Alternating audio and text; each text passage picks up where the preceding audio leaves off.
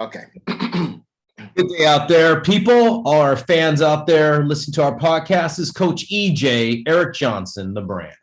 And Coach Aaron Thigpen, the source. Aaron, this comes up all the time. I feel during the seasons with all athletes who are out there playing their season in high school or even during the other sports and their club teams or whatsoever. And that's this subject we're going to talk about today is really training during your season, training through your season. What's your take?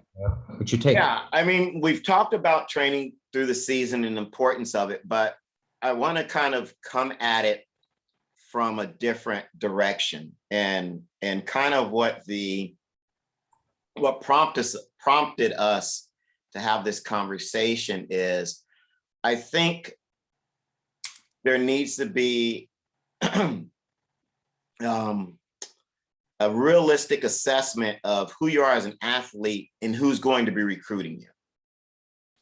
And what I mean by that is we get a lot of kids who are developmental. Right. Yeah, from every now and then we'll get a blue chip and that sort of thing, but most of us are mere mortals and we're all developmental. Right. So I think with that needs to have the understanding of how do I position myself best to be recruited? And I still think there's this old school notion that I'm going to get recruited while I'm playing my high school sport. So, if I'm not playing high school baseball or basketball or, football, I'm not going to be seen by these scouts. Right. Well, reality check is nowadays, most scouts or recruiters aren't coming to high school games unless you're a blue chip athlete. So then that begs the question, well, where am I going to get recruited?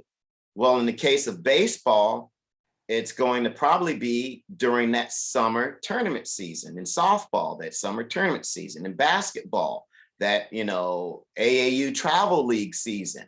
So obviously the exception to that is football, Right. But so if you're a developmental athlete, you're not that blue chip athlete that coaches are clamoring to come see, then you've got to ask yourself, how do I get myself ready for the prime opportunities when those recruiters are available to me? i.e. summer, i.e. after all of these high school seasons. Right. So what tends to happen is because athletes think they're going to be seen during their high school competitive season, is they stop training and stop developing themselves. Right. And most high school seasons are what? Anywhere from 8 to 10, sometimes 12 weeks if you're talking postseason. Right. Well, that's basically 3 months to detrain. So you do all of it. So if you're doing things correctly, say even if you're doing things correctly, you're doing all your off-season training. So you get a 4-month off-season training program in. Right. Boom, season hits. And all you do is go to practice every day, but you don't continue to train. You don't continue to work on keeping your arms strong, your legs strong, working on your speed, your agility, your balance, coordination, all those things that make you a better player or that you have to continue to work on to make you a better player. You stop that for 3 or 4 months. Right. Basically detrained for 3 or 4 months. Okay, end of that high school season is over. Now you're going into the prime season where you're going to be seen, and you've basically detrained for the last 3 or 4 months. And maybe there's a 2-week window before you start that summer season where you're now going to get in front of all those important eyes. You can't do it. You're going to be sub-maximal. You're going to be suboptimal. So the answer is you bite the bullet and you train through the high school season. Now, the first thing I always hear is, well, we've got practice every day and, then we got studies. And you got to figure out how to make it work. And it's Man, going to look different for everyone. And if that means getting up at 6 a.m. to do your strength and conditioning or do your running or take your extra, take those technical swings that you need to have or shoot baskets or whatever it is that you've got to work on, then that's what you do. Or you do it immediately after your baseball, football, basketball practice, but you get it done. Okay. And yes, it's not going to look like your off-season training where maybe you're dedicating an hour, 2 hours, hour and a half. But if you can get in that 30 minutes, that 20 minutes on a regular basis, and if you've done a good preseason, the cumulative effect of all of those days and all of those workouts throughout the course of the next 3 months while you're competing in the high school arena, it culminates into a better skill set going into that prime season where you're going to be seen. Well, Aaron, yes, sir. Parents out there understand this. And, we're just trying to get your athletes in a better place. Just think about it. Your athletes want to be student athletes in collegiate level. Guess what they do in college? They train year round. They train during their season. So even though they're playing games, they're playing their season. And those college games are important to get to the World Series or to the NCAA championships. Guess what? All the colleges are training their athletes during the season. They all have to get up early. They have to manage their studies. They have to go. They have to do study hall. They have to make sure they're getting their lifting in, their agility work, all that stuff, and go play their sport. It's part of the equation. You're trying to be a student athlete.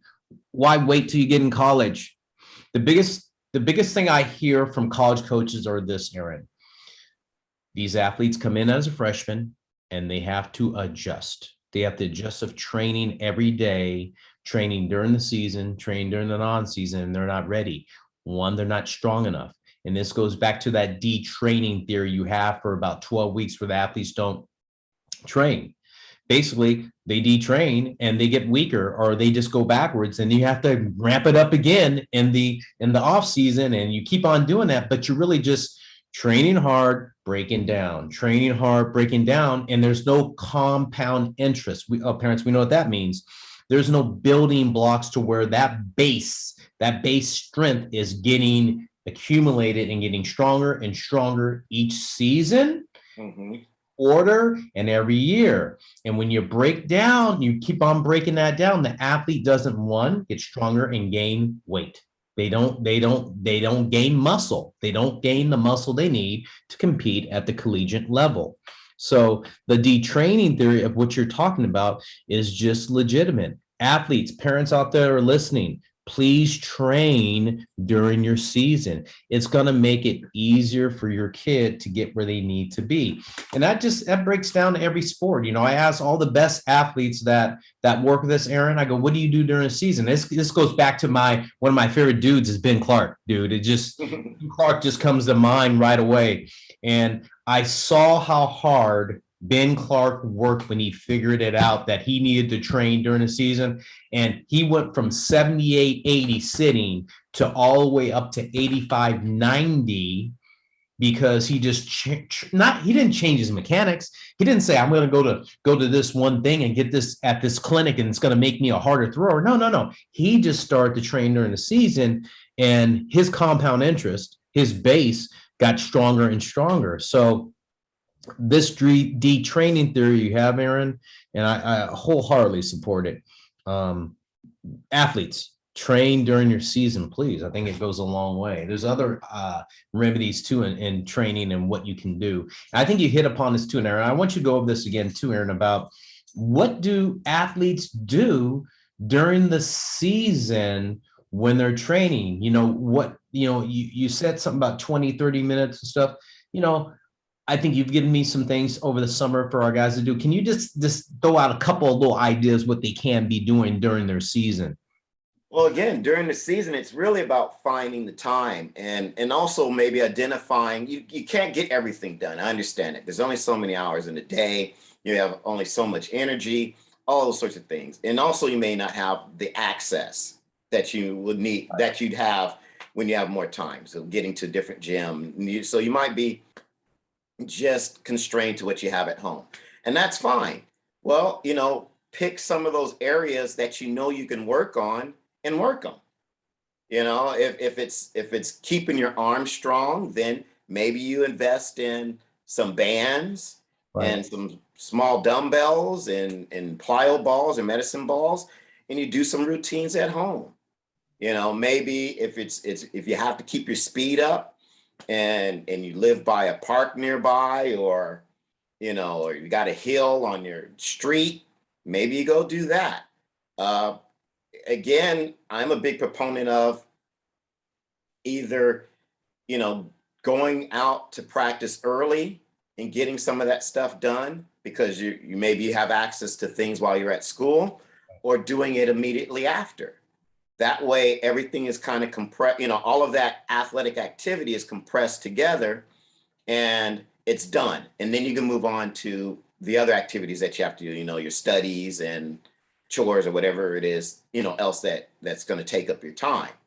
So it's really just saying, hey, I realizing you can't do everything, but not making that as an excuse to do nothing, and just picking out what you can do and being okay with that. Aaron, and it leads me to this other thing that I always like to think about with athletes. One, these high school athletes, is the ability to focus for that short period of time, and really have a way of getting away from the game or their studies, where they can go enjoy and work out. It becomes fun. I mean, I think for some of the guys I've talked to, when they train during the season, say, they tell me, to go, Coach EJ, it's a good getaway for 20 or 30 minutes. I can get away from thinking about all these things that I'm going through. And it's my space where I really enjoy working out and getting better, and it gets my mind off other things. So I think that can be a plus, training during the season too, Aaron. Hey, it's what keeps me sane. It's not about how hard I work out, how long I work out, but it's that escape. Yeah. And I think that's important, right? For these young guys or young gals who are really under, it seems like an enormous amount of pressure these days about trying to be where they need to be so quickly. Right. And realize it's a process. And that's part of what we've always talked about, the process. It takes a while. You got to be involved in this process. Part of the process is training during the season and seeing this thing being built and built and built into a really strong component of what makes them a great student athlete is that part of it. So I think that's something that can be positive for them, is to get away and train a little bit and get away from all this minutia that is out there when they're out there just living. Yeah. And just to kind of circle it back to my initial point, even if you don't quite agree with us, just look at it from a strategic standpoint. Again, if the eyeballs that you want on you are during the summer, don't you want to be best prepared at that point? Right. And there's a reason. I don't know. I sense, right? So it seems to me that everything you should be doing should be directed towards being ready for those eyes. Aaron, and it goes back, I'm going to talk in baseball a little bit, because I see some of our athletes not really train during the season. During the summer season, they have to, because the two recruiting periods are during the fall and the summer.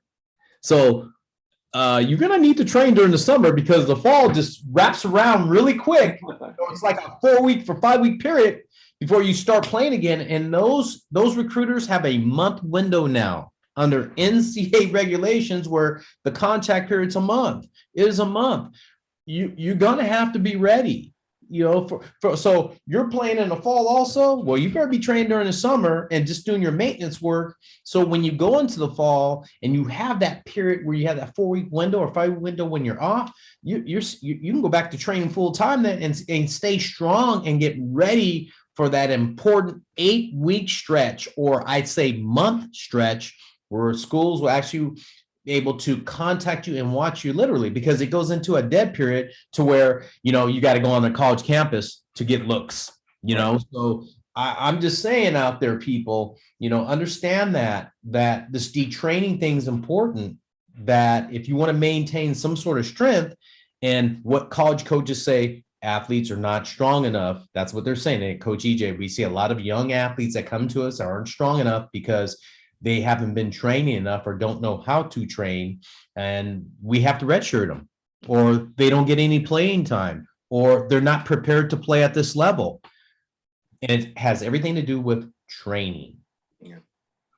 So I'll leave you with this. You know, I don't necessarily believe in luck. I think luck is more is more a byproduct of being ready for an opportunity when it presents itself and being able to take advantage of it. That's luck. bam. With that said, Aaron, great subject today, man. Hey, people out there, it's Coach EJ, the brand. And Coach Aaron, the source. We'll see ya. But before we sign off, again, we're going to have some great topics, a great guests on our Champions Are Built series.